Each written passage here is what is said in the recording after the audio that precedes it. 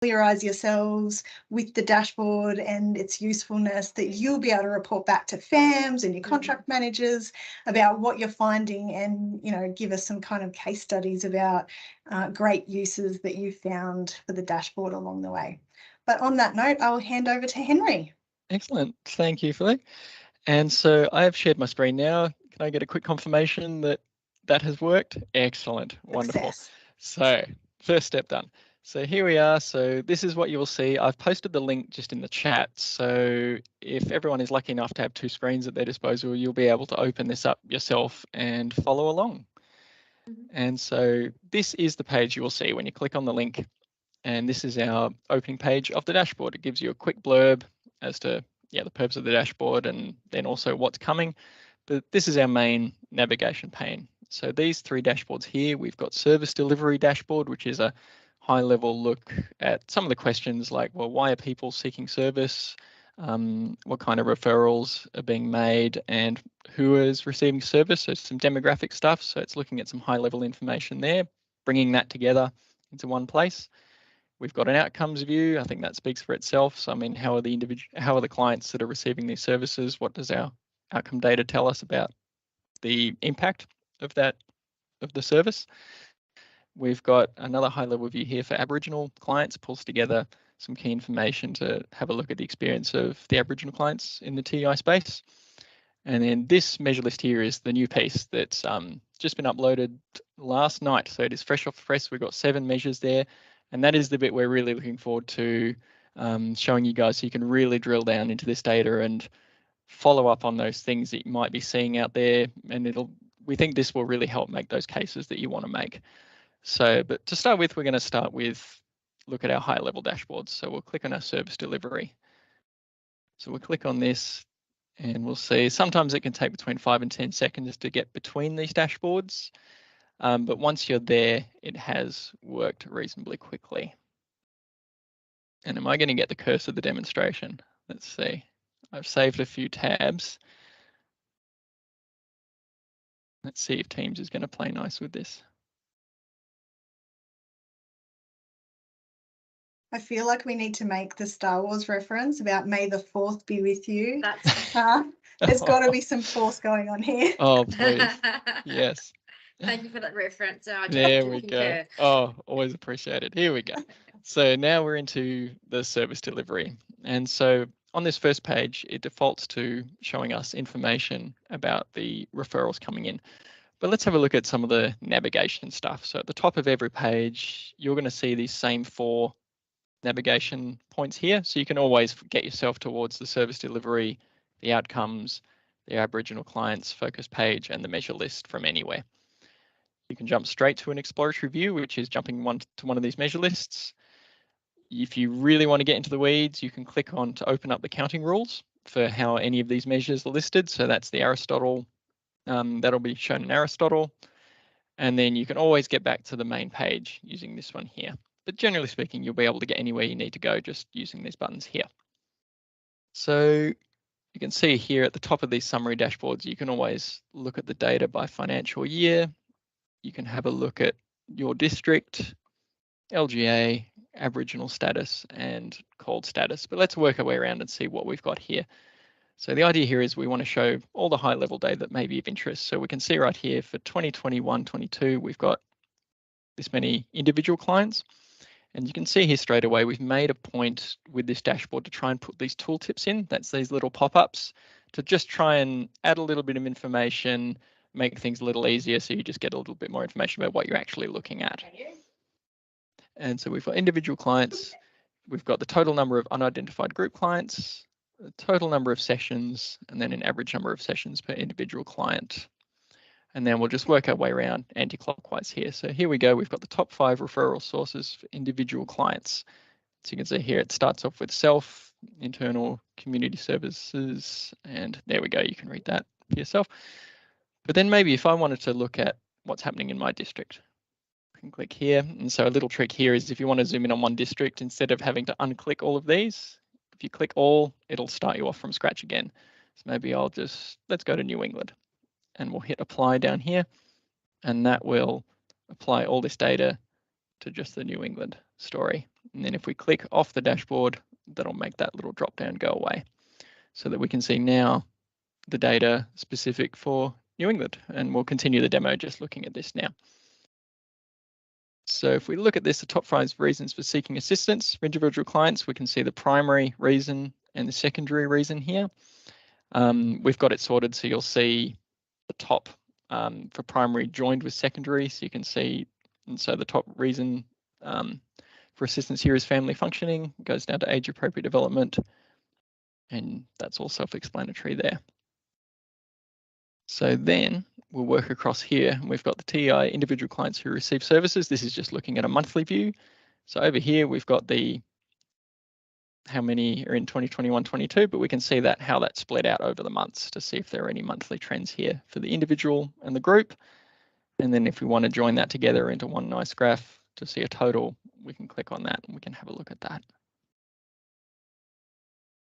Hopefully that's going to be nice and quick. There we go. So we can have a look at the individual and the group together. And again, there's that tooltip popping up, just showing us what we're looking at.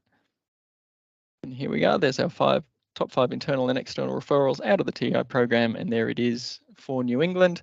Now, if I'm wanting to make some comparisons here, I can open up another tab and maybe look at this dashboard from a New South Wales perspective.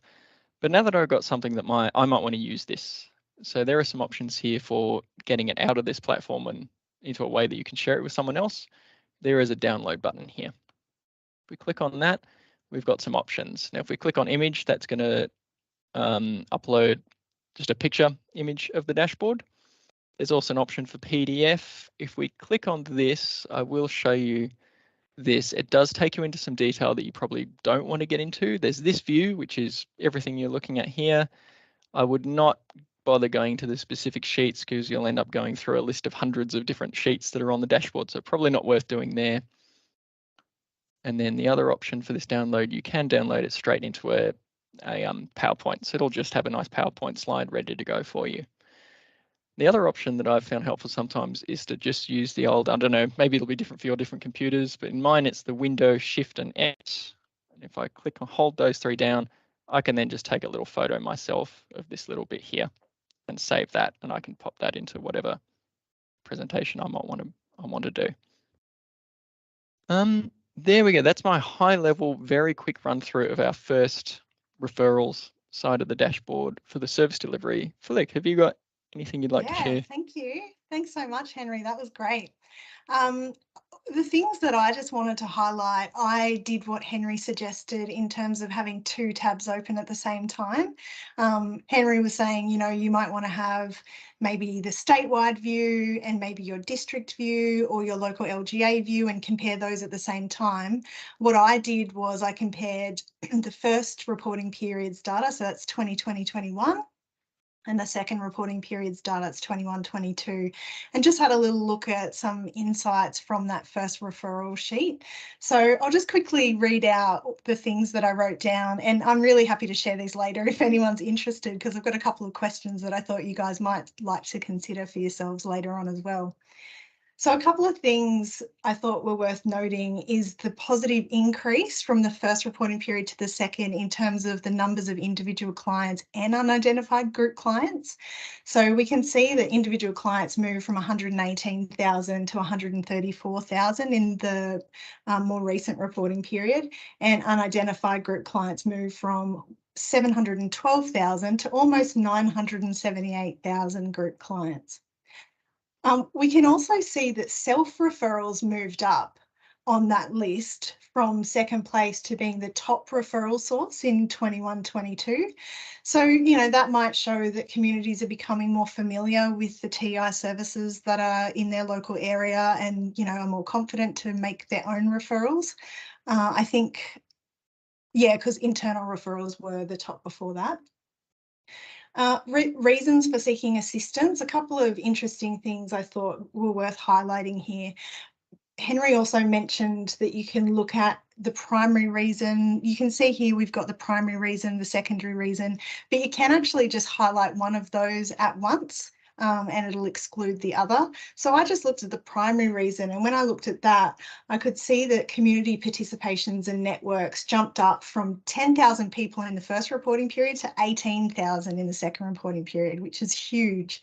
So, you know, some thoughts about that could be that it really highlights the importance of our community strengthening type services, especially in the context of COVID and floods and that kind of thing. So that might explain that huge shift in the number of, or in the reason for seeking assistance changing like that. Another thought is when you look at both the primary and secondary reason for seeking assistance, community participation networks moves from second up to first place in 21-22, which is what you can see on the screen. One more note from the data when comparing those two reporting periods is that material wellbeing moved from 4th to 1st position in the more recent reporting period as well, and the number of referrals for material wellbeing more than doubled. So again, that might be about the floods and COVID, that kind of thing, and our TEI responses to those issues. Before I move into a couple of ideas about questions you could ask about this data, Henry, did you want to show the functionality of clicking just a primary reason or a secondary reason to show people how to do that? See, how's that working? I think you might have found a little thing that I'm not aware of. Oh, so when you hover over the word primary reason and click on it, it gives you the option of keep only or exclude. Yeah, when you click keep only, then Learn it something changes. new every day. All right, so and then to take that filter off, the reset button down the bottom, I found that super useful. Yes. Down the bottom, yeah, over there. So that one there, and that will clear all of these filters in your dashboard and get you back to the starting point. Yeah, I found that very helpful button. Yeah, so a couple of quick ideas about questions that you guys could ask yourselves when looking at this page. So I was thinking that from an interagency kind of conversation, you could potentially compare your own referral sources. So looking at DEX for yourself, your own DEX report, and then comparing that to the trends if you filter by your district, or maybe you might choose your local LGAs and have a look at the trends in those areas for referral sources and see whether they differ from what you're seeing in your local service, and just kind of asking yourself, like, what does this data tell us? It may be that you've been able to tap into a referral source that other services in your local LGA or district aren't utilising as much, and maybe then you can share some learning with your colleagues in your local sector about that, or vice versa. You know, you might find that coming together as a group and sharing what your referral sources look like and comparing those to other people in the group, then someone else might be able to teach you something about how they're tapping into a particular referral source. And then in terms of looking at the top 5 reasons for seeking assistance, again, how do these compare to, like for your local area, how does that compare to you and your local service, and what could that tell you about demand in your area as well? Another question could be about the external referral reasons in your local LGA, and what does that tell you about your local service system, and how could you guys as an interagency use that data collectively? And then the last thing was just about the trends. So the graph that kind of shows that over the different months, the trends of access kind of increase and decrease, and maybe just looking at a district level, what does that look like? At the local LGA level, what does that look like? And then what am I seeing in my service, and how does that differ, and why might that differ? So really, I'm posing a lot of questions. I don't know all the answers to these, but I think, you know, these are the kinds of things that we can start to get curious about and see whether asking these questions gives us more kind of the story behind the data and help us on that kind of continuous quality improvement journey. That's it from me. Back to you, Henry. Thanks for the link. And we've definitely, oh, sorry, is that a question? Can I just jump in really quickly as well? There are some questions coming through the chat. We'll get to them. So I'm just going to let Henry keep going with the presentation, then we'll come back and revisit with the Q&A at the end. Gotcha. I'll be mindful of that and keep things rolling, because this is Exploratory View. I really want to get onto it. So we've got referrals there, and our little tab here will take us through to the demographics side of service delivery. So if we click on that, we'll see that it's going to keep all of this these options up here, navigation options, the same, but then it gives us a look at who are these people that are coming to the TEI for service, and so we can see just age, gender, living with a disability, homelessness, culturally and linguistically diverse folks, and folks who are identified as Aboriginal. And so you can see the basics there, just the percentage of people that identify in each of these groups. And then if you hover over there, you will see the actual number come up. And so this is quite a visually easy one. When you do open up another tab, it really jumps out at you. If you're looking at your area, you can really see some differences when they do crop up when you look at them side by side. I was going to fly through that one. Philippe, do you have some things you'd like to add to that one? Yeah, sure. Just some insights such as the proportion of unknown demographics have reduced against all of these domains from the first reporting period to the second. So that's a really positive shift. It means we're asking the questions more and people are more willing to provide their responses to those questions. So from a data quality perspective, that's really great to see. Another thing to note is just some room to improve. So we can see both in Aboriginality and living with a disability, there's still about 10% statewide of unknowns. So that's just a question about, you know, what can we do in that space? Is it about asking the question? Is it asking the question differently? And we can see that at the statewide level, 37% of clients are not reporting, or it's unknown what their homelessness status is. And again, it's just a question that makes us curious, because it just makes us wonder, well, you know, why is that? Is that not a question that we want to ask in TEI? Is there something else going on? So they're just thoughts about that. In terms of kind of questions that you guys could ask yourselves about the data. So having a look at your DEX data in your own DEX reports and comparing here, what's the proportion of clients with unknown Aboriginality, disability or called status, and how does that compare with the statewide view? And is there anything we can do to bring down the number of unknown demographic data? And then in terms of the Aboriginal and called clients that I am working with, how does that compare to the rest of my district, and what does that tell me? From an interagency conversation point of view, comparing the proportions of unknown client demographics between services and trying to see what you can learn from other services who have really low rates of unknown demographic data. So what might they be doing differently that you could learn from, and vice versa. And then lastly, having a look at who in your local service system has a higher than average percentage of Aboriginal clients coming along to their service. You know, how does that compare to yours, and what might you be able to learn from those organisations that have a really high representation of Aboriginal clients coming along? So just opportunities to, again, just compare your data to what the dashboard says, and then have local conversations within your interagency groups about how you can all learn from each other. That's it from me, Henry. Great, thank you. And that's actually reminded me, there's one thing I should demonstrate here that is something that you may start running into, and that's the masking of data. When we do not want to show any data for any individual identified clients where there's less than 5, because we take that privacy very seriously. So maybe I'll do a demonstration here to see what can happen when you get to that point. So maybe if we look at, say, the Far West District here, that's going to show all this data for the Far West. And there we go, we've straight away got a situation where here there must have been a group in this pie chart that was less than 5. And so at this point, it's just not going to show us the data, because that would, be showing something identifying.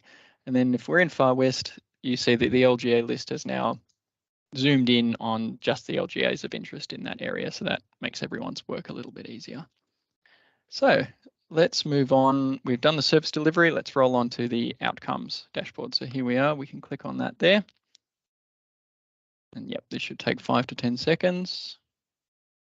And so what we'll notice now is these filters here should be applied as we work our way through the dashboard. So let's hope it doesn't make a liar of me, and it has not. We're looking at Far West still as we're looking at the outcomes. And so maybe I'll go back to a statewide view while we take a little tour here. So at a high level, here's our outcomes dashboard. I mean, the questions that we're looking at here are how many individual clients have some outcome data that we can use. And then we've got some high level points on satisfaction, just looking at the purely satisfaction question. Am I satisfied with the services I received? We've got a high level view of the individual client outcomes, and then we've got some information on group clients as well. But let's work our way around. So here we are in the top left corner, and we can see how many clients have been assessed. And so that's a full assessment where a client has, at the beginning and the end of service, they've been asked about their circumstances score. So we can look at what they scored at the beginning, look at what they scored at the end, and we can say, okay, did they move forward in their circumstances over the course of the service? And so we can see here over the state, we've got 18% of people have got that full assessment for circumstances scores. We've got 13% partially assessed, so they've either got just the before or just the after. So we haven't got enough there to say if there's been an improvement or not, but it's partially the way there. And then we've got the not assessed, and we've got that broken up into the circumstances scores, the goals scores, and then we can see here on the satisfaction score, this is not set up in a before and after way. We just ask at the end of service, are you satisfied? And we can see we're getting up to a quarter of individual clients who've attended a service have been provided with a satisfaction score and have responded. So that's really positive there. And so we'll continue to work our way around. So we'll TEI individual clients with recorded goals and or circumstances score. So that's looking at combining these two. And when we put that together, we've got coming up to almost a quarter of individual clients who've received a service have been fully assessed. We've got that before and after picture. And then we'll keep working our way down here. Now this measure here is something that you may not see something exactly like index. This is the proportion of satisfaction surveys where individual clients reported that they were satisfied with the service they received. And so here we are, we've got a 70% rate here. And so that's when the client was asked on that scale of 1 to 5, how satisfied are you? And for this dashboard, we've just counted those 5s, those absolutely fully satisfied as being satisfied. And that comes out as 70% here all up. And then we've got this measure here as well. Now, this is another one that you will not see this one index. And this was originally put together as something for Treasury to try and bring together these quite disparate experiences of all these clients and just ask that really high level question, like how many folks have we got evidence for that they're better off after services? And so at a high level, what this is looking at all the score for each client, looking at the average of all the scores before they started their services. And then we're averaging all the scores for all the outcome domains after they finish their services and seeing, well, is the average after they receive their services bigger than before? And that's our way, very high level of trying to say, well, were they better off after they've, yeah, very rough. And it's an impossible thing. I mean, having seen the breadth of data in this stuff, it's incredible. So that was our best shot at trying to tell that very high level story there. And I look forward to thickening that story very soon with the exploratory view. So let's move on. We'll look at individual clients who agreed with the statement, I'm satisfied with the services. And this way we can split it out and have a look at the service stream and the program activity here. And so we can zoom in on, say, the targeted support. We can have a look at that. Wait for that to calculate there.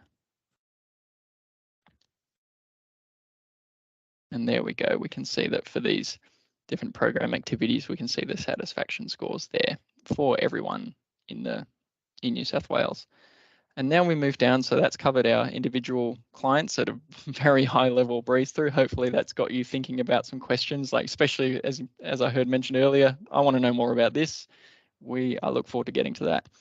Now let's go to the group clients here. Now group clients, we've got 2 options for looking at those scores. At the moment, we've got a single score here. And so we're looking at these program activities.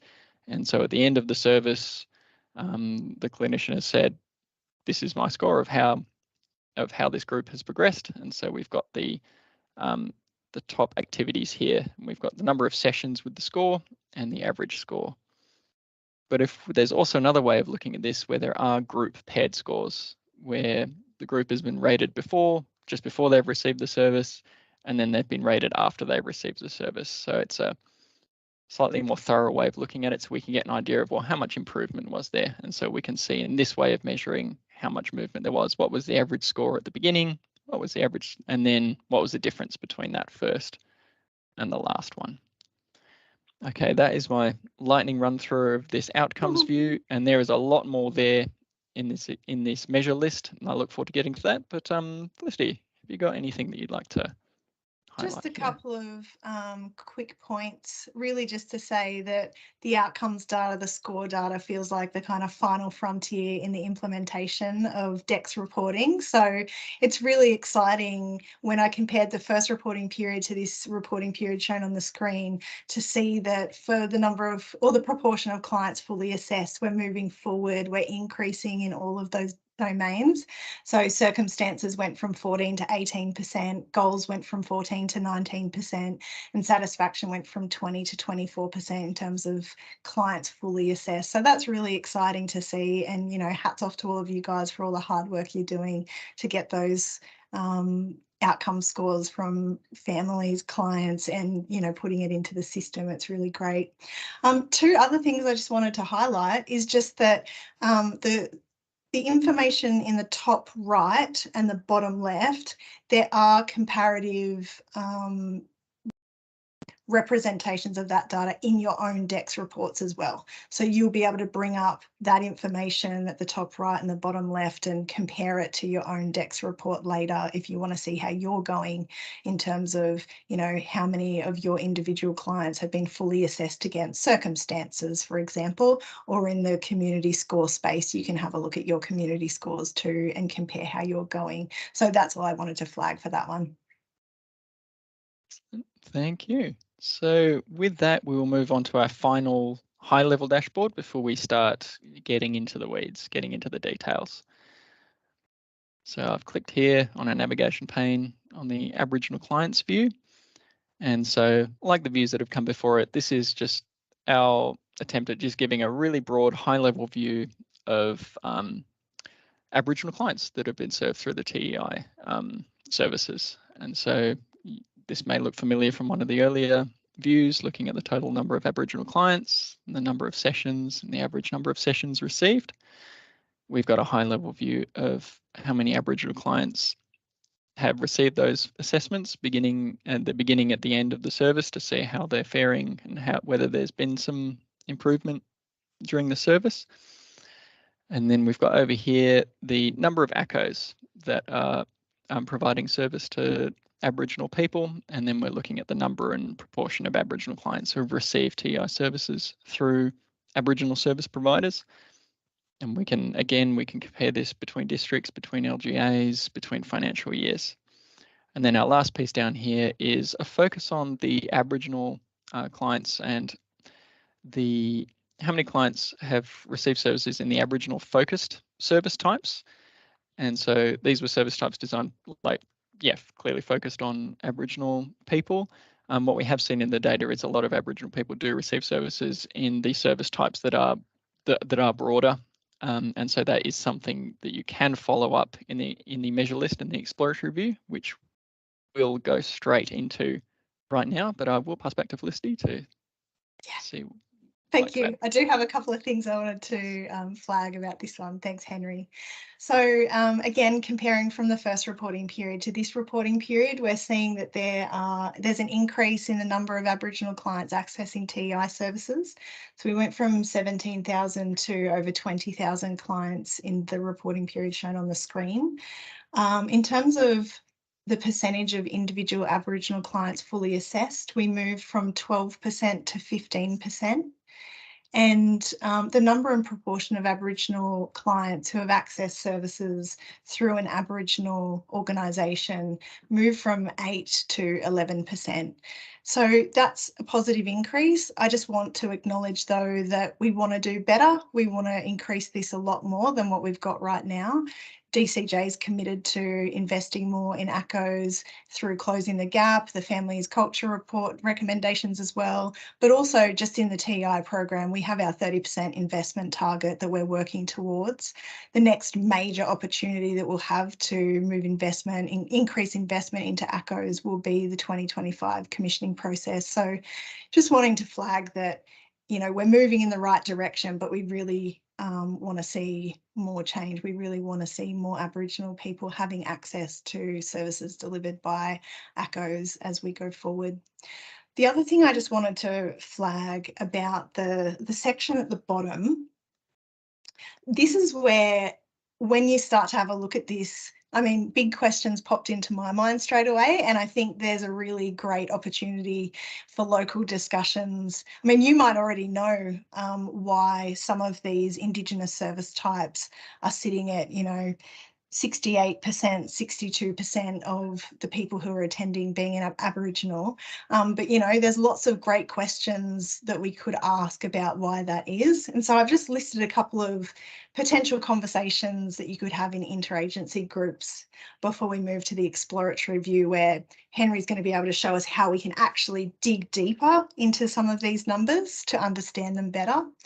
So for services that do deliver Indigenous service types, it might be interesting to have a look at the different Indigenous service types delivered in your local area and have a group discussion about why the attendance at some of these activities is not 100% Aboriginal. As I just said, we know there are many valid reasons why the attendance might not be 100%, but questions that could be explored,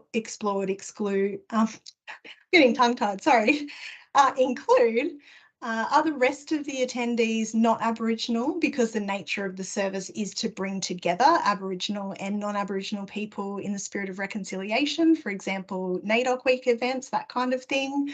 Or are families coming along to some of these service types where some of the people in the family may be Aboriginal, but some people aren't? So that would immediately explain why you would never get to 100% of these Indigenous service types being Aboriginal clients. Or are there people attending some of these service types who don't wish to identify as Aboriginal? That's another question as well. And then, if that's the case, what's happening there? Is there anything we can do about that, or is that okay? So they're just some of the questions that I've kind of put down here.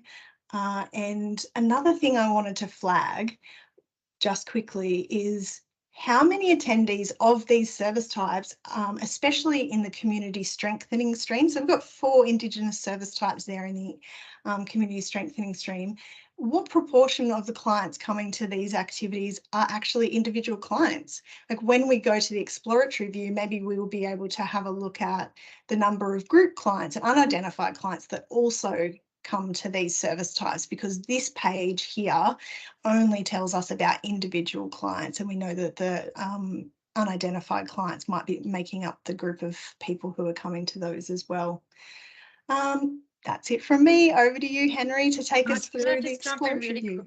Really quickly, Yeah, sorry. Sure. Just give me a couple of questions that are quite similar. Is asking, is in this data that's here now, is that including mainstream, so non-Indigenous organisations, or is just clients that are coming from an Indigenous agency? So this data is both. Is that correct, or is it just ACCOs? I think this is both, Henry. Yes. Yeah. This data down here on the bottom screen, yes, that would be both. This is, of course, ACCOs. This is talking about all Aboriginal people in this section. So people have been funded to deliver those programs regardless of mainstream or ACCO specific. Yeah, so some mainstream services do deliver some of these Indigenous service types. Excellent. Back to you, Henry. Okay, so let's use that as our segue to say, okay, we want to know more about these service types here. So our next step would be to look at our measure list, and then so we've got a pretty clear idea that we want to know about individual clients. So the way this has been set up here now, there may be a little bug in here that to get at these different measures, we've divided them up into measures relating to referrals. And so there'll be more in there. Probably all of this will be updated by the end of next week, most likely, to be safe. At the moment, we've got 7 measures in here. There will be more early next week, and then we'll wrap it up by the end of next week.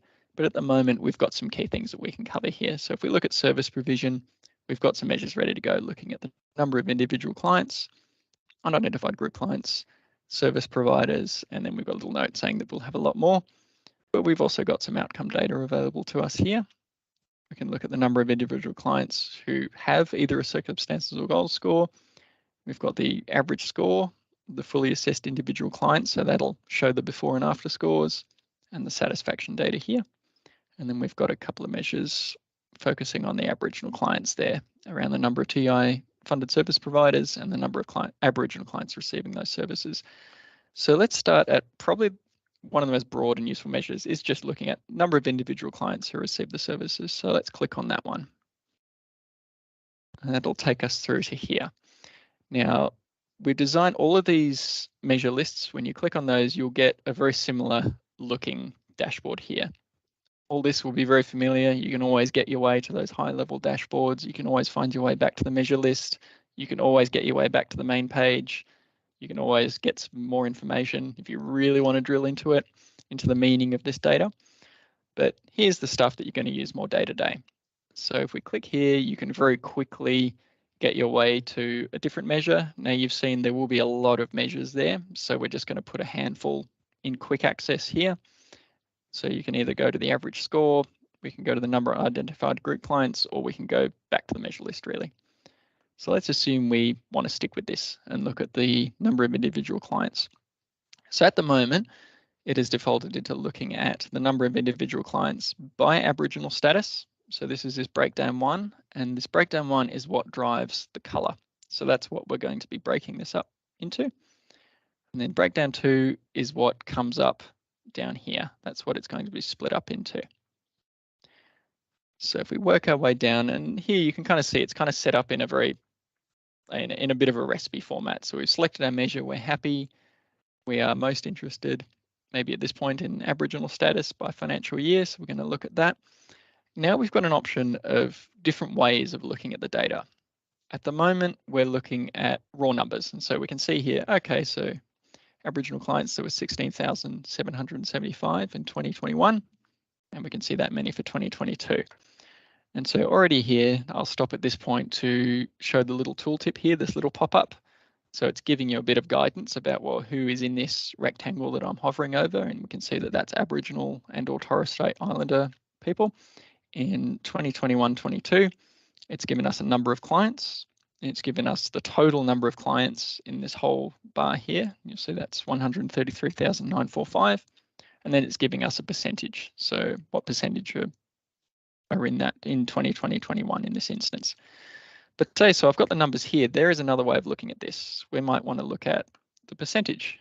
And so if we click here, that'll take us through to another way of looking at it. And that's not ideal, that number is kind of hard to read, but you can see here that you can look at the percentage here, that it's in this chart form, it's gone from 14 to 15%. And if you're someone who just likes to look at the raw numbers in table form, you can also do that and just get a table to print out. So let's take us back to the numbers. Now, so we've got our ways that we've shown the data in graphic form, and now at the moment we're looking at all the clients in New South Wales. So the next step is to define our population cohort. So here at the moment we'll see all financial years are displayed. Now, if I were to say move this to all clients and not financial year, it's going to give me an option here to select, well, what financial year do you want to talk about? And so that will pop up whenever we're not referencing financial year in any of these. So I'll go back to financial year for simplicity here. And then we can work our way down. So again, we've got some pretty familiar looking drop downs here. We can look at a particular district. I'll just play with this and go to New England.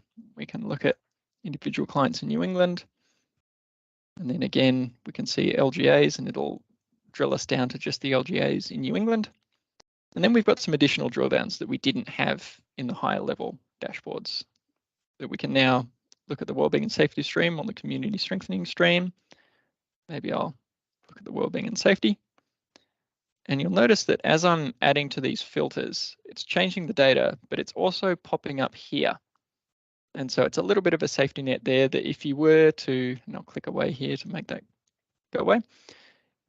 If you do want to cut this out, if you want to print it out, put it on a slide, you've always got a bit of reference here to what you're actually looking at. So you can see here, we're looking service stream, wellbeing and safety. So you've always got a reference to what this number actually represents. And then we can drill down further into if we're interested in a particular program activity or a particular service type. So if we get down to something like this, we'll start to get down to some pretty small numbers. Now, again, you may start running into the masking issue, which I talked about earlier, where if you've got any identified group that's less than 5, you are not going to be able to see the data because we don't want to identify anybody. And so, yep, I'm just trying to find a small LGA here so that nothing comes as a surprise, and there we go. It tells you that, yep, there's been a group there that's less than 5. We've hidden the entire chart. Try adjusting these filters to get more data there. So if you want to get out of this trap, there's always the set everything back to default here. But one little way that you can do is to really just work your way up from the bottom. So we'll get that there. So at the moment, that's showing all the LGAs just in this district. So if we work our way up from the bottom, we can clear them here and we can give ourselves more data to work with. So this is individual clients in a nutshell. Now, the other thing that I want to walk you through is the number of options that are available to you to look at here. And there's a lot here. I'll spend some time going through some of these. And Felicity, feel free to jump in for the most interesting ones here. Before you do move on, because we were looking at those Indigenous service types on the last dashboard page, I wondered if you could maybe click on Indigenous supported playgroups, for example, just so we can see on the dashboard page, we can just see 62% of clients attending are Aboriginal, but this will give us a little bit more information about it. There we go. So we've got some numbers there. At the moment, we're looking at New England, so I'll get that to zoom out again to New South Wales. And there we go. So we've got some numbers, raw numbers there. And so so if we look at our little tooltip there, it is telling us again that there it is. There's the 62% of clients who attended the Indigenous supported playgroups in the safety and wellbeing stream, identified as Aboriginal. And we've got 473 non-Aboriginal and 44 not stated. And so that's our way that if we want to zoom in, if I follow through my segue properly, we can have a closer look at these Indigenous focused service types. So if we wanted to look at social participation, we can look at that as well and get our data there. We can change that to percentage if we want to look at it that way. But that is our way that we can zoom into some of the questions that we have that might come up through looking at the broader dashboards. Thanks, Henry. Oh, absolutely. Thank you for the reminder. So now if I clear that again, and we're going to start going through some of the breakdowns that are available to you.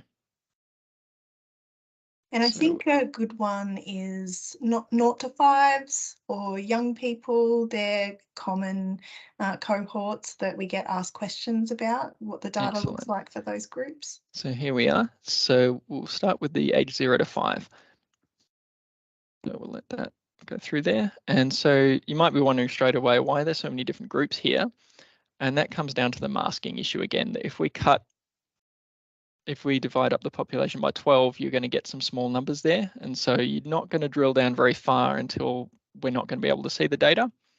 And so that's why we have these different groups available. So we know that the 0 to 5s are of great importance. So we've got a special group for them so that we're going to show as much data as we can for this particular group. And so we can see here in if we're looking at all individual clients accessing TEI services, we've got 19,000 that are age 0 to 5, and that makes up 14%.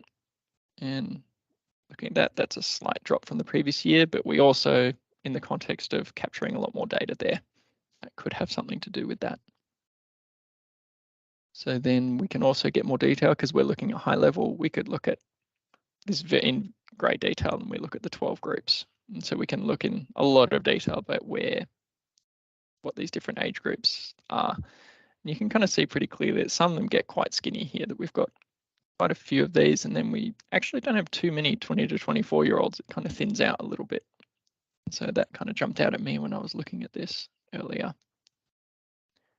And this is something you can then look at relating to your ABS data. So you can compare what's happening within the DEX system as to what the demographic looks like through the ABS as an example for program logic. Absolutely. Thank you, Lisa. That's a really good point because we've made a point here of trying to be consistent with what the ABS does.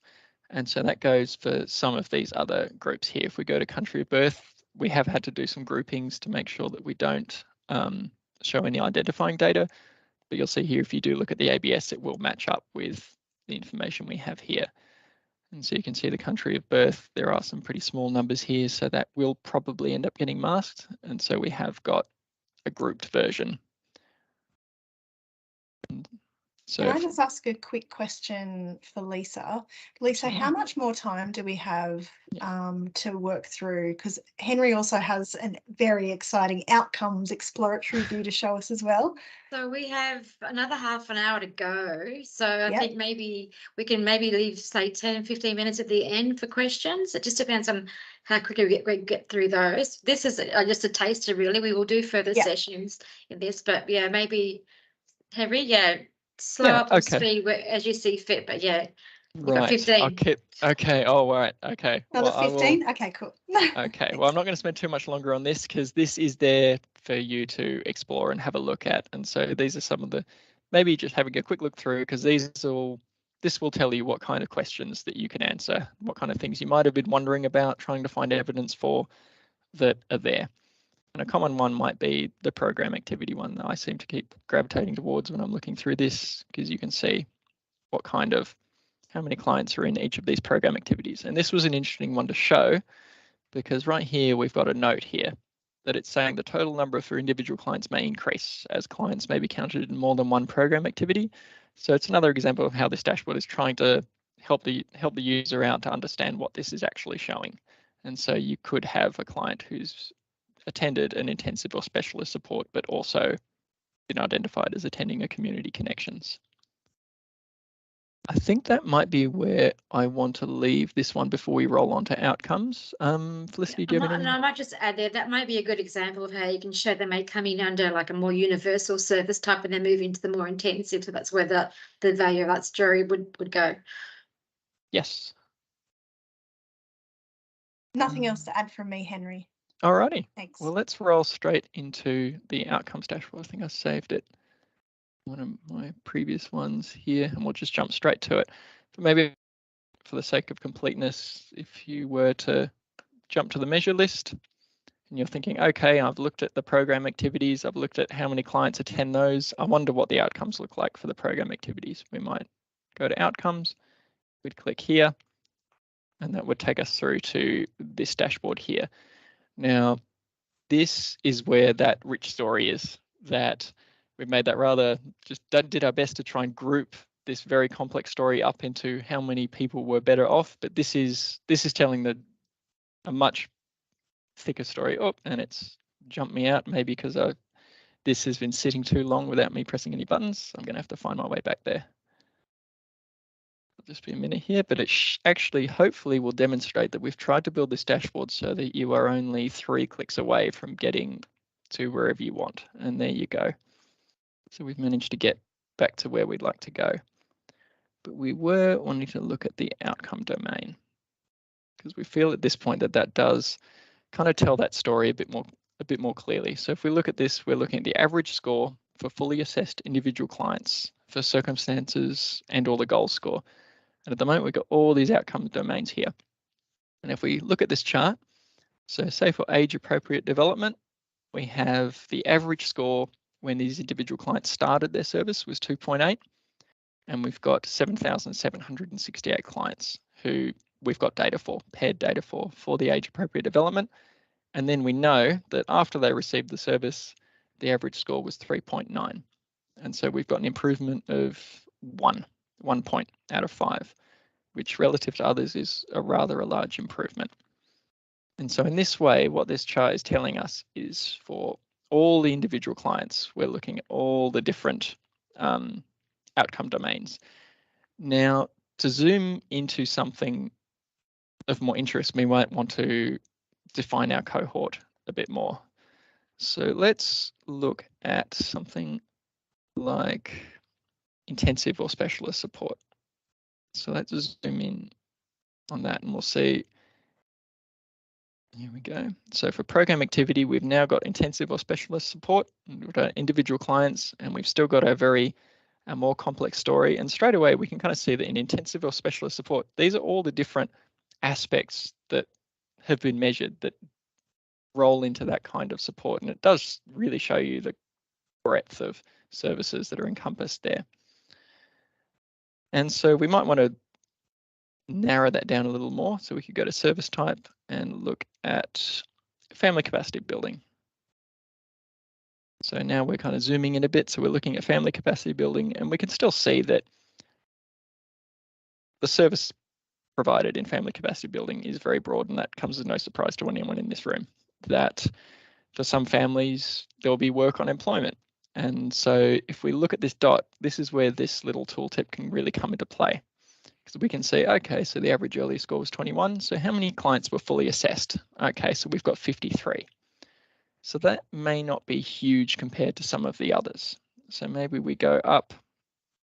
And there we go. We look at physical health. There's 69 clients for that one. But let's find one that probably would well and truly fit into this realm. We've got 167 clients assessed for family functioning. So now, depending on what you might want to demonstrate here, maybe you might want to just clarify this and just show a handful of these outcomes domains to be reflective of what you'd like to show. And feel free to jump in, Felicity, if you want to, if there's a story that's jumping out at you here. But we can go to this outcome domain tab here, and that will allow us to filter down what outcome domains we want to include in this. And so maybe we want to just remove physical health there. And if we do that, that will take physical health out of this story. And so we might want to do that quite a few times. Maybe we want to zoom in on, let's just zoom in on the family functioning. And actually, I heard the discussion on the material wellbeing and necessities. That might be an interesting one to look at. So we can really customize our view here to look at. That will be based on what activities you've been funded to deliver as well. That's where you'd actually subcategorize that. Yes, so you could really come at it from exactly your question. So if you really want to focus on those, take me a second to find that here, family functioning. So if we're looking at those two as your biggest ones of interest, we could take a look at that. And it'll zoom that in and tighten up that view for what you want to show. Okay, is there anything else that anyone would like to show here? And then I'm just going to add, Julie, then you would look at your own agency scores, and then you'd be able to compare where you are against the, you know, the district or the New South Wales or the local area. That's right. So this is the hope, that you can very quickly get access to this comparative information. Thanks, Henry. That's awesome. Excellent. I think we might be ready for some Q&A. Oh, there's a question saying, can we demo the counting rules? That's a Yes, good thing to absolutely. show. Let's do that. Let's click on here. And that'll open up in a new tab. So you haven't lost your dashboard, it's still there. And so here we are. This is our high level. And these are the very granular tables that go into feeding all this data. But what you'll want to look at is this TEI interactive dashboard here. So if we click there, this will give us the measures that have been used in the dashboard. And there's a fair few of them. All of these will be available in the next week. And so if we find, maybe if we look at the number of individual clients who receive TI services, let's look at that one. And it'll give you a much more specific definition of exactly what that means from a data perspective. And it'll tell you, if you really want to get into the background of it, it'll tell you the data tables and what the counting rules are. Is that enough of a walkthrough of that one? I think so. Just to let people know, there is what Henry's got is actually not live yet. So there's some feedback coming saying they can't access these areas. So it's coming very shortly. Henry, I don't know what the time frame would be now, but you may want to. Which areas aren't people able to access? Everything that I've shown today. Okay. Yeah, sorry, what I was saying is when you clicked on the counting rules little I, in the box that says TEI reference assets, there's actually a link that says counting rules. So that's where I went. So what you just demoed was actually that we should be using the TEI interactive dashboard, because the counting rules, it says, no, I can't find that. Okay, maybe this is telling me I'm going to replace the link in this here to just go straight to the to this view here to avoid that confusion. Okay, that'd be great. Yeah. Thank you. Excellent. No, thank you for pointing that out. Make a little note here.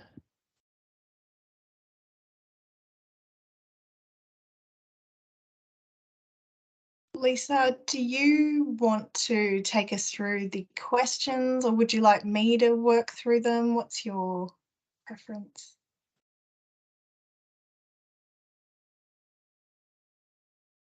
I think you're on mute if you're talking. Oh my God, that was so bad of me. So I've got all the questions sitting in a Word document, so I might just work through them. But I'm going to quickly take you through why data storytelling is so important. And I guess, back in the days when you didn't know what was happening with your data and who was collecting what and where it was, the data was sitting like in little separate circles all over the place. And then it got filled in with a bit of information. And then there was some knowledge attached to that where you were linking the information with the data that was coloured in. And then you had insight from one area to the next. You could see there was a link. You weren't quite sure how to get to that link, so you got the wisdom. And this is my little cheeky part for the conspiracy theory is once you've got this data that we're able to use it and tell the stories to DCJ and other funders, that's where we can actually ask for more money. That's my conspiracy theory when it comes to the dashboard. But in particular, I'd like to stop. Hang on, where am I going? So I'm not going to really go through what I was talking about before, but I had the storytelling case study of the interagency. How as an interagency, you would look at your data, you could see where the conversation would start from that. So you'd be looking at where the demographics of people that were coming into the interagency, the agencies or clients are working with, was it telling the same story? So was the data being entered in the first place into DEX? And then that would then tell the more deeper data ethical story. You look at the demographics, and then you'd also look at, in particular, I think for interagencies, you'd be looking at the referral types. How they're coming in? Are they self-referrals? They're coming in through agencies. They're coming in through family, and what that would reflect for the interagency to maybe look at as they work through maybe the strategic plan or goals for that next time period. And then you don't look at where they're being referred out to as well. And I guess just looking, and for example, for Sydney District, it's where they were saying they were getting assistance from. So why they were coming in, majority was family functioning, as you can see. And that's what you're going to be probably seeing, it's around family functioning and mental health, wellbeing and self-care. And then if you're able to, if you're connected to do so, is where the referrals are going to. And I guess I just noted here for discussion was that 83% of the referral was looking outside of the organisation that they were working with, and 94% was going into mental health. So looking at as an interagency and as a district where those gaps are, like you can see those gaps and those connections are really quite highly derived from that data. And that was really my quick summary through. So we'll go to questions now in particular. So what I might do, Lauren, are you okay to take over, or should I just keep going through questions? Carry on, Lisa, you're nailing it. Okay, lovely. Okay, so going from the beginning, we looked at the first question was, oh, sorry, we've lost our light here. Some people are saying, and I have the same thing, there's different fonts. So the font that I get when I look at my dashboard is actually, the nice light coming back on again, is actually in Times. So that could be something that's happening within your own system. It's actually not something that's coming from the dashboard. It's going to be in your own settings within your computer. So you may need to go into that, your display settings. So that will make sense to everybody. Am I getting nods? Yeah. Who's seeing Times? Who's seeing... unless there's a ability in the CSS at the back end, Henry, to see if you may change that as a default as well. Yeah, that's an interesting one because we've paid special attention to make sure that we're using public sans. That's been shown to be the clearest one. That's news that it's coming through as Times. Is it hard to read? Yeah, it is. Okay, I'll have to look into that and see what's going on there. It looks like Tableau Public is changing something there. Thank you for the feedback. Appreciate it. That's good. No, that's what this is about, isn't it? Two-way feedback. Another question was when you got to the download option. So some people missed where that option was. So it's actually sitting at the top, and then one of the top ribbons, a little download function icon was there. What we'll do is we'll actually maybe send through like a cheat sheet. Or Henry's going to get back up again. Yeah. There we go. Yeah. So it's this one here, right at the top. Yeah, left. You've perfect. got a little download button there. Yeah, might keep it up there, Henry. So we'll keep going through.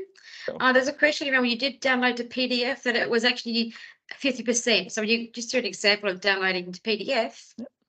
You need to do play with the settings. So you may look, so not automatic.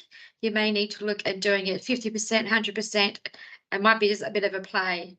If you generally, I'd say be 75% to get the page on one page. But if you might do an example, just go 75%, Henry, and then maybe do not letter, but actually A4. Yep. So could these be defaulted to this sort of thing, or is it defaults to that for a reason, Henry? I think again this is a Tableau issue that it defaults to that, but I'll have a look to see if it can default to something a bit more friendly than a letter. If you hit download, how's it look? It's an American system, isn't it? It is. Let's have a look at this. That looks a little better. What I have had luck with is when I was playing with it earlier, the image one worked quite well. That just came out as just a saved image that you'd be able to. Sometimes it just looks cleaner though in PDF. It's just easier to print, but depends on whether you're using it for print or whether you're using it for, the PowerPoint. So. And then the PowerPoint is actually, I was very pleased with that one. It did just give an entire slide to scales. Yeah. Yeah. Yeah, so it gives you a title page in that one there. There you go. Yeah. Okay, we're going to move through pretty fast, and if we don't get through all the questions, we'll work to come back with this slide deck, and then we'll answer the questions that we've missed. So don't feel like we're going to not answer your questions. Next question was around, we found it difficult to compare decks, the reports services side by side, which is required for our management. So I'm not sure if who put that in. Could they maybe speak to that a little bit? Yes, hi. So Michelle here from Uniting. We've got multiple TEI services, and management are always asking us if we can have graphs that compare them side by side. So what I've found in all DEX reporting, really, not just TEI, is that you can show loads of information. The reports are really great for one service, or you can select multiple services and show it in aggregate. But there's very little information that gets shown, service 1 versus service 2 versus service 3 in any of the reporting. So not so much a question for today, I guess, but just if we're doing iterations of this in future, that would be really helpful for us. Yeah. So is this looking, so it's the lining up service providers with other data, or is this any kind of comparison? So your different service streams and activities within the organisation. Yeah, so say in Uniting, we run play groups in multiple locations around New South Wales. So it'd be great to have the play groups side by side and compare their results to each other. And if one play group is getting, score completion higher than the other one, what can they teach the other regions about engagement and those sorts of things. Okay. Yeah, can I just jump in on that one? So the dashboard isn't going to go down to individual service provider view. It's always going to be aggregate view, but that is a great issue that you raised that we could probably address through our DEX reports with DSS. So we'll take that feedback on notice. Great, thank you so much. It's a global comment about DEX reporting, I guess, because it is something we've noticed in other areas as well. Yeah, and I just saw Anthony appeared. You want to say something? Yeah, Anthony from DCJ. The other thing that you can do is, because this dashboard is on the it's accessed from the DCJ website, so you can always have the dashboard open, and then you can always open DEX in a different screen and look at them side by side. I mean, because they're different. Yeah, that's all. Anthony, they mean for their actual agency, for their own reporting to their management, to their management. Yeah. So comparing outlets perhaps, or different outlets and service types. Yeah, exactly. Outlets more. Yeah, that makes sense. Yeah, great feedback, and they're going to take it on board. You heard it here, right? Okay, next question was around so you get the financial year, so you can compare across financial years. The question around the real-time data, no, it's actually based on the annual report that gets uploaded by agencies across the financial year. So generally it'll be going up. The time frame when we get our data in is, by the end of the financial year. And I'm not sure what time the turnaround would be annually to be on the dashboard. Is that something that's in your pipeline, Henry? Absolutely. So there is a bit of a delay. End of the financial year, we don't get the data out of DEX for a few months after that. So I wouldn't want to talk for my manager here, but I imagine it'd be later in the year. So by the end of the year, so if it's done in 30th of June for us, we should get it by the end of the year to start looking at our program logics and evaluations across. Makes sense. Question is, if there's more than one TEI service in your LGA, can you drill down further just for your service? No, you can't. It's a de-identified within the dashboard. That'd be correct, wouldn't it? Yes. So we don't have the service provider. It's in there. Yep. We've talked about the maps already. Can you isolate your own TEI service to contrast? Again, that's looking at your own report system, and we'll be doing some further sessions around how you look at your DEX agency data and look at it against and so maybe some tips and tricks around comparing apples with apples. So that'll be another session coming up. The question was almost at the end of it. Yay! So can you drill down in satisfaction data, but not the same for circumstances and goals? So maybe you wrote, So you wrote that. Let's have a look here. So we'll go back to our outcomes list here, and let's open up for a satisfaction service. There we go. So we'll go open this measure. Wait for this to open. Here we are. So this at the moment, and it's and so you can see here when you go to a different measure, it will hold on to your selections from the previous one where it's appropriate. So I'll just go through here and just get rid of these ones so that we can get something. There we go. So at the moment, this is showing the number of satisfied clients. So you may, a percentage may be a nicer way of looking at this one here. And so there we go. So now we've got the percentage of satisfied clients, and in this case by Aboriginal status. And so we could compare any kind of group we'd like. We could look at gender, we could look at program activity maybe there. And so we can look at the percentage satisfied across all these different dimensions here. And at the moment we've got financial year there, but maybe to make this clearer, maybe we'll just take that out so we can just look at it one-dimensionally first. There we go. So I think the question is related to whether it could be compared against, so that same graph could be compared against some, say, satisfaction and so goals. So can you do circumstances and goals as a comparison within the dashboard? Right. So that would be looking at two different tabs here. Yes. So here we go. We've got the percentage satisfied by here. And then if we wanted to look at the other one was the dashboard we were looking at earlier. So if I open this up and we'll go to the measure list and we'll go to the measure list and we'll open up our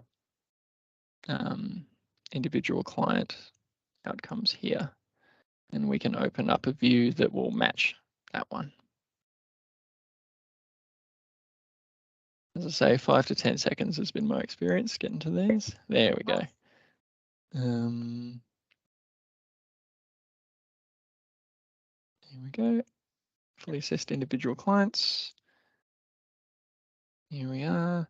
So at the moment, what did we have in this dashboard? We just were looking at program activity. And so we can do the same in this one. Let's look at program activity. We're looking for all clients. And there we are. There's our results for our different program activities, our before score, our after score, our change. And so if we were to take a printout of that with our slide pack, or we just jump between our windows, or if we're lucky enough, we've got two screens, we can look at those side by side and see how that looks. Yeah. Could that be represented as a bar, a similar column system, or was it just the dots? So we do, at this point, I guess we've gone with this so that we can show the before and the after to give it that frame of reference, because you can see some here, it's sometimes just as interesting to see where the base is.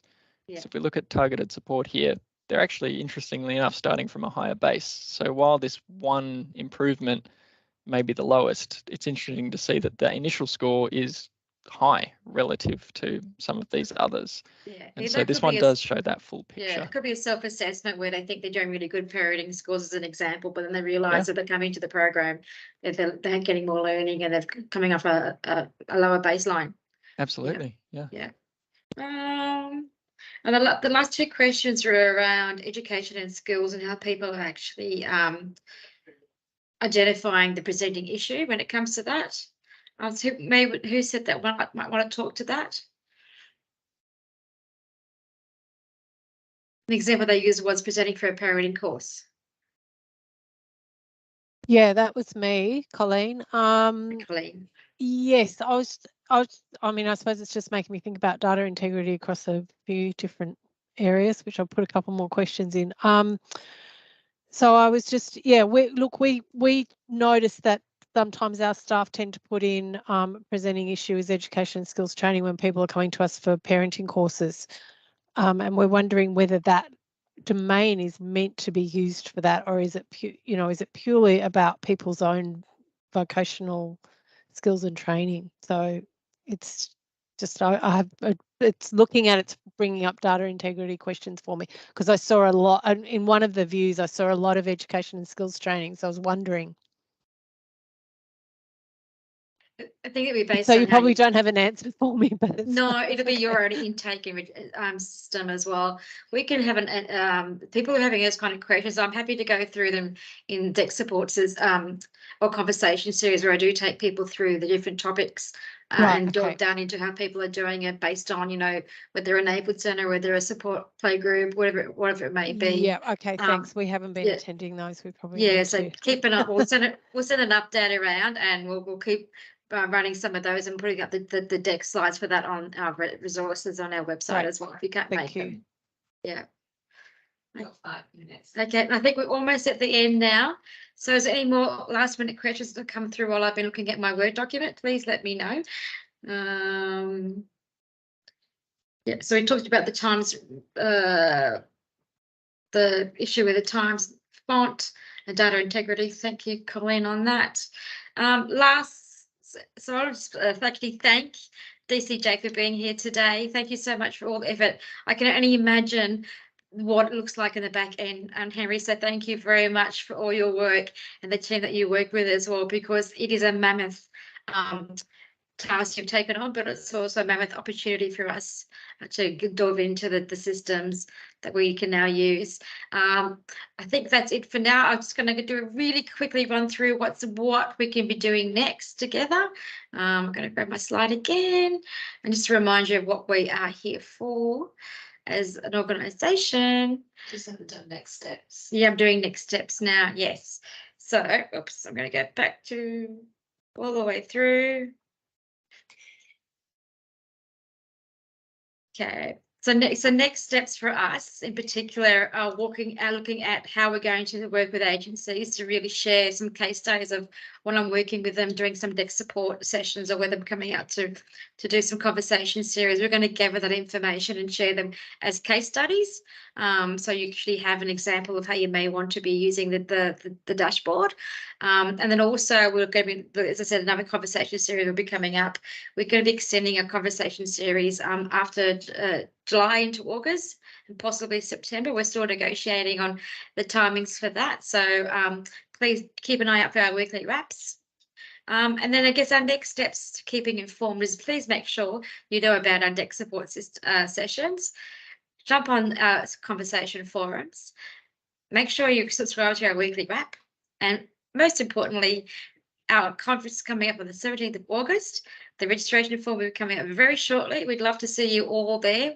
We had a wonderful, I can't imagine how many people came in, but we're really surprised by the uptake in this session. It was something we put on in response to communications that were going out, working along with DCJ. This partnership is, is really a partnership of working out how we can best support the sector together. And we're really pleased by today's outcome. And hopefully you've picked up something from today's session.